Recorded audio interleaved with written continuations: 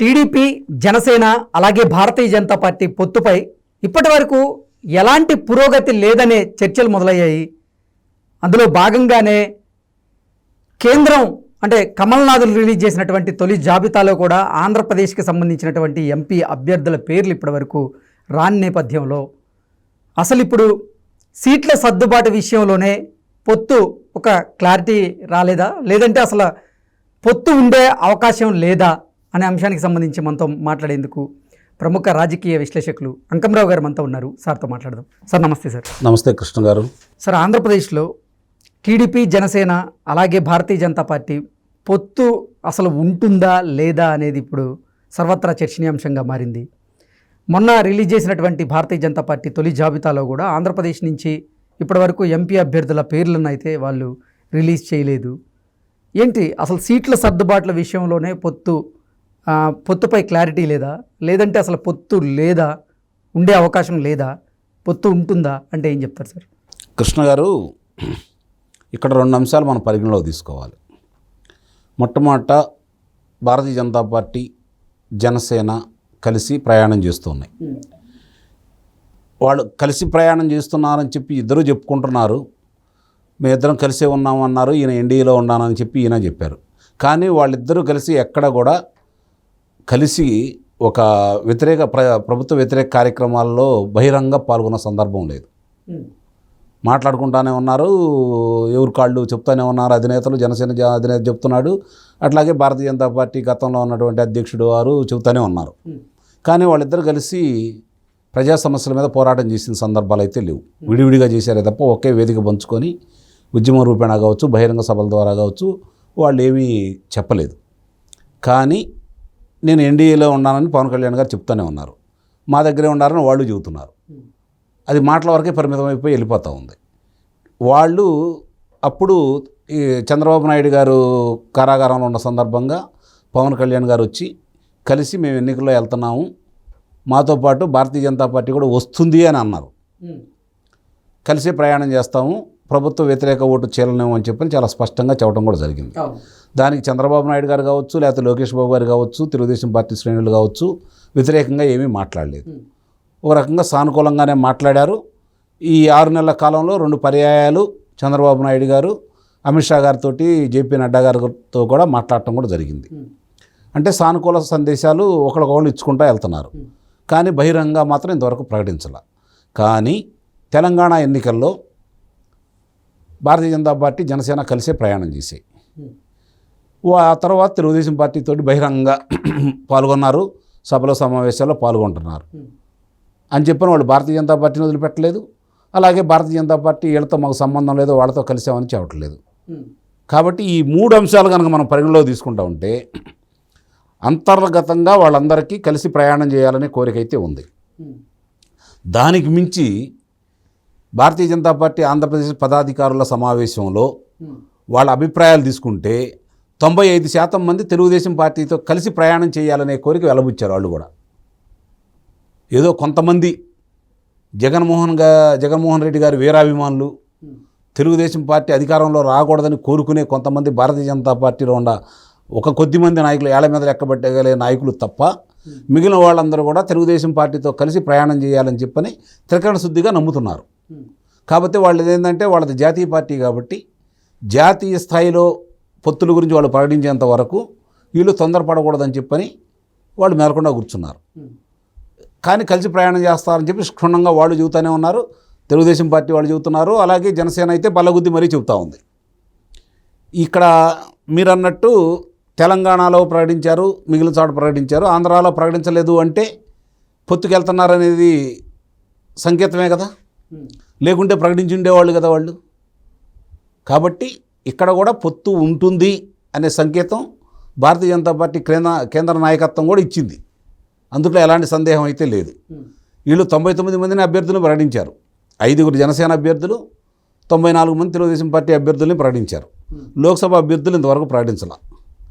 కాబట్టి ఇంకా మిగిలిన ప్రకటించాలి అంటే వాళ్ళు వచ్చిన తర్వాత వాళ్ళకి ఇచ్చే స్థానాలు ఇచ్చిన తర్వాత తిరిగి ప్రకటించాలని చెప్పని వీళ్ళు ముందుకెళ్తున్నారు.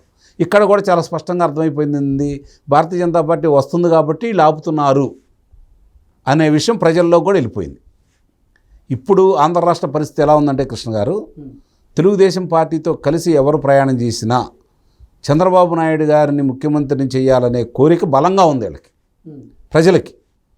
కాబట్టి ఎవరు వచ్చినా స్వాగతిస్తారని అయితే నేను ఎందుకు నేను చంద్రబాబు నాయుడు గారు ముఖ్యమంత్రి అవుతారు అని చెప్పి కోరుకుంటున్నారని నేను చెబుతున్నాను అంటే, ఈరోజు ఆంధ్ర రాష్ట్ర పరిస్థితి చూసుకుంటా ఉంటే రోజు రోజుకి ఆర్థిక పరిస్థితి కావచ్చు, గత 5 సంవత్సరాల నుంచి ఇంకేముంది 2 నెలల్లో అది కూడా 5 సంవత్సరాలు కూడా పూర్తి అయిపోతాయి. కాబట్టి 5 సంవత్సరాల నుంచి కనుక చూసుకుంటా ఉంటే మనకి జరుగుతున్న పరిణామాలన్నీ కనుక ఒకసారి కనుక మనం విశదీకరించుకుంటా ఉంటే ఈరోజు ఆంధ్ర రాష్ట్రం ఏ విధ పరిస్థితిలో ఉంది, 2019 మే 30కి ముందు ఎలా ఉంది, ప్రజలే ఆర్థికంగా వాళ్ళు ఏ విధంగా ఉన్నారు, వాళ్ళకి ఎలాంటి వెలుసుబాటు కలగజేశారు, స్వతంత్రంగా ఎలా బ్రతికారు, రాష్ట్రంలో వచ్చిన పరిశ్రమలు ఏంటి, ఉద్యోగ కల్పన ఏంటి, తర్వాత విద్యుత్తు సంబంధించి ఏ రోజు కూడా కోతలు లేకుండా ఎలా చేసుకుంటూ వచ్చారు, ఏదన్నా ఒక్కొక్క ప్రాంతాల్లో రిపేర్లు ఏదన్నా ఉంటే దాన్ని చేయటం కోసం ఆపేయటమే తప్ప లేకపోతే నిరంతరాయంగా 24 గంటలు కరెంట్ ఎలా వచ్చింది, మరి 5 సంవత్సరాల్లో కరెంటు విద్యుత్ ఛార్జీలకు సంబంధించి ఒక్క రూపాయి కూడా మన మీద భారం వేయకుండా ప్రభుత్వం ఎలా నడిపింది, ఈ వచ్చిన తర్వాత 9 పర్యాయాలు ఈ విద్యుత్ మీద అదనంగా ఎందుకు వసూలు చేస్తున్నారు వీళ్ళు, ఈ భారం ప్రజల మీదకి ఎందుకు వేస్తున్నారు, ఇవన్నీ కూడా ఈరోజు పరిగణలో తీసుకుంటున్నారు. అలాగే ఇంధన ఛార్జీలు చూసుకుంటూ ఉంటే మరి ఏ విధంగా ఉండే తెలియదు. ఆ రోజు మరి ఇదే శాసనసభ సాక్షిగా పక్క రాష్ట్రాల్లో ఇలా ఉంది ఇంధన ఛార్జీలు, మన దగ్గర ఎందుకు ఉన్నాయని చెప్పి గగ్గోలు పెట్టిన ఈ ముఖ్యమంత్రి గారు ఈరోజు వచ్చిన తర్వాత మనకంటే పక్క రాష్ట్రాల్లో 3 రూపాయల నుంచి 4 రూపాయలు తక్కువ ఎందుకు ఉంది, ఇది ప్రజలు ఈరోజు చర్చించుకుంటూ ఉన్నారు. ఇన్ని అంశాలు పరిగణలో తీసుకున్న తర్వాత తెలుగుదేశం పార్టీని, ఇప్పుడున్నటువంటి వైఎస్ఆర్సీపీ పార్టీని, ఆనాటి చంద్రబాబు నాయుడు గారిని, ఈనాటి జగన్మోహన్ రెడ్డి గారిని మాత్రమే చూస్తున్నారు. ఎందుకు చూస్తున్నారు అంటే ఈ మిగిలిన 2 పార్టీలు అడపాతడపా జనసేన తప్ప భారతీయ జనతా పార్టీ ఏ రోజు కూడా వైఎస్ఆర్సీపీ పార్టీకి వ్యతిరేకంగా కేంద్రంలో అధికారంలో ఉండి వైఎస్ఆర్సీపీ పార్టీకి వ్యతిరేకంగా ప్రజా ఉద్యమాలు నామకావాస్తే చేయట్లేదని నేను అంటలేదు, నామకావాస్తే చేస్తున్నారే తప్ప ప్రజా ఉద్యమం రూపేణ వాళ్ళు చేయట్లేదు. అది ప్రజల్లో బలంగా ఉంది. ఓకే, అంకమరావు గారు, అంటే రానున్న ఎన్నికల కోసం ఇక్కడ తెలంగాణలో బీఆర్ఎస్ పార్టీతో బీజేపీ పొత్తు పెట్టుకోబోతుంది అంటూ కూడా నిన్న మొన్నటి వరకు అసలు వాళ్ళు అంటే ఒక వార్త అయితే సోషల్ మీడియాలో చక్కర్లు కొడుతూ వచ్చింది. దాని మీద భారతీయ జనతా పార్టీ పెద్దలు ఒక క్లారిటీ ఇచ్చేటువంటి ప్రయత్నం అయితే చేశారు. అందులో భాగంగానే మొదటి జాబితాలో 9 మంది ఎంపీ అభ్యర్థుల పేర్లను వాళ్ళు ప్రకటించారు. అసలు ఇంకా బీఆర్ఎస్తో పొత్తు ఉండదు అంటూ కూడా ఒక క్లారిటీ ఇచ్చే ప్రయత్నం చేశారు. కానీ ఆంధ్రప్రదేశ్లో కూడా టీడీపీ జనసేనతో భారతీయ జనతా పార్టీ పొత్తు పెట్టుకోబోతోంది అంటూ గత నెల రోజుల నుంచి కూడా ఈ వార్త సోషల్ మీడియాలో చక్కర్లు కొడుతూ ఉంది. కానీ దాని మీద ఇప్పటివరకు ఎటువంటి పురోగతి అయితే లేదు. ఇప్పటికే చాలాసార్లు చంద్రబాబు గారు కానివ్వండి, పవన్ కళ్యాణ్ గారు కానివ్వండి ఢిల్లీ వెళ్ళడం, బీజేపీ పెద్దలతో వాళ్ళు సంప్రదింపులు చేయడం, సీట్ల సర్దుబాటు గురించి మాట్లాడుకోవడం, ఇవన్నీ కూడా జరిగినా ఇప్పటివరకు అసలు పొత్తు పైన ఒక క్లారిటీ ఇచ్చేటువంటి ప్రయత్నం అయితే చేయలేదు. అసలు పొత్తు ఉంటుందా లేదా అనే చర్చ అయితే ఇప్పుడు మొదలైన నేపథ్యంలో ఏంటి సార్ మీ అభిప్రాయం ఏంటి? పొత్తు ఉండే అవకాశం ఉంటుందంటారా? నిస్సందేహంగా ఉంటుందనే భావించాల్సి వస్తుంది.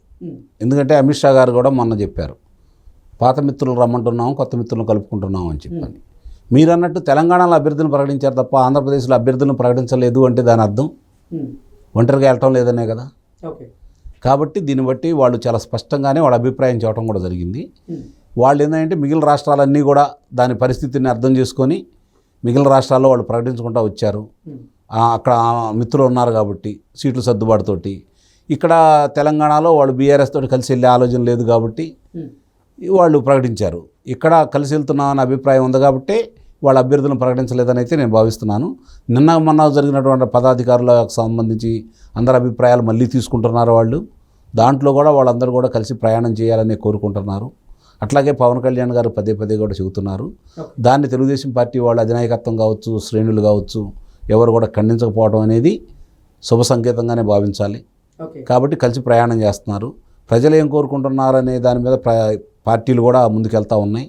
ప్రజలు ఒక నిర్ణయానికి వచ్చి ఉన్నారు కాబట్టి పార్టీలు కూడా దానికి అనుగుణంగానే వెళ్తాయి. సంబంధించి అంటే పొత్తు విషయానికి సంబంధించి పురంధరేశ్వరి గారు కూడా కొన్ని వ్యాఖ్యలు చేయడం జరిగింది. మేము 175 స్థానాల్లో మా అభ్యర్థులను నిలబెట్టేందుకు కూడా సిద్ధమవుతున్నాం అంటూ కూడా గతంలో ఆవిడ కొన్ని వ్యాఖ్యలు చేసిన నేపథ్యంలో ఇప్పుడు అసలు నిజంగా ఆవిడే అంటే ఆంధ్రప్రదేశ్ భారతీయ జనతా పార్టీ అధ్యక్షురాలే ఇలా చెప్తే ఇంకా అసలు పొత్తు ఉంటుందా లేదా అనే సందిగ్ధత అయితే చాలా మందిలో ఉన్న నేపథ్యంలో ఆమె ప్రకటించింది. కిషన్ రెడ్డి గారు ఇక్కడ మేము ఒంటరిగా వెళ్తున్నాం అన్నారు. 9 మంది అభ్యర్థులను ప్రకటించారు. 17 మందిలో 9 మందిని ప్రకటించారు. ఆ లెక్కన 25 మందిలో 15 మందిని అయినా ప్రకటించాలి కదా వాళ్ళు. ప్రకటించలేదు కదా. అంటే దాని అర్థం ఏంటి? ఆమె అభిప్రాయం మాత్రం చెప్పింది. వాళ్ళు లేరని కాదు. 25 మంది అభ్యర్థులు ఉంటారు. భారతీయ జనతా పార్టీకి ఎందుకు ఉంటారు? ఏ పార్టీకైనా ఉంటారు. కేఏ పాల్ గారుగా ఉండగాలేంది భారతీయ జనతా పార్టీకి లేకుండా ఉంటారా? కాబట్టి ఉంటారు. దాని గురించి ఇక్కడ ప్రశ్న అయితే లేదు. కాకపోతే ఏంటంటే వాళ్ళ అభిప్రాయం రాష్ట్ర నాయకత్వం ఏం చెప్పినా కూడా కేంద్ర నాయకత్వం తూనా బొడ్డుంబాలంటది. వీళ్ళేదో కాగితం పుల్లు తప్ప ఇలా ఏమి అక్కడ ఏం జరిగే ఏం కాదు. కాబట్టి వీళ్ళ గురించి పరిగణించి తీసుకోవాల్సిన అవసరం లేదు. పొత్తు అయితే ఖాయం. Okay sir, thank you so much.